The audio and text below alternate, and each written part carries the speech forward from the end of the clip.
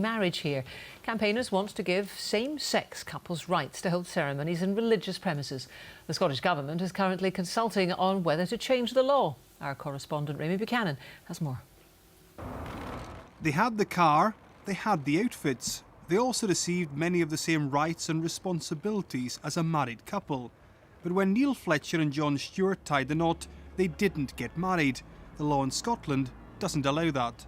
At half-time, where a couple would normally go to sign the register, we nipped out into a room in a different building, which was a registry office, and did their signing there. So the legal part was done outside of the church, but to all intents and purposes, to all of our guests, it was the same as a church wedding. But it wasn't a marriage, and that's something this group want to change.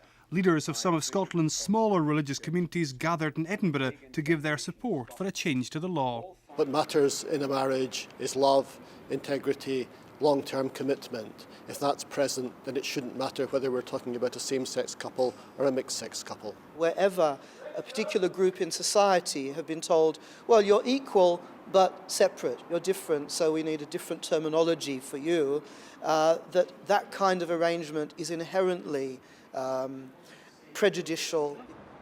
The whole point of today's religious gathering is to try and balance the views which have been expressed by, amongst others, the Roman Catholic Church, who insists marriage should stay between a man and a woman.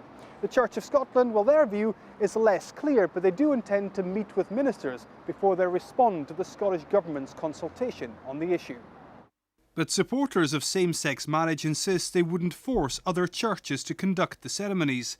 But that's unlikely to persuade critics who insist the whole concept is morally wrong. I feel that there's enough civil rights already inherent in the civil partnership scheme for homosexual relationships, and so this would seem an unnecessary change in legislation. And I would fear that down the track it would become a requirement for all churches. So far, the Scottish Government are only thinking about changing the law. In the latest programme for government, there's no mention of introducing gay marriage in Scotland. Raymond Buchanan, reporting Scotland, Edinburgh. Now, some of the other stories across Scotland this Wednesday. A mother who drowned her child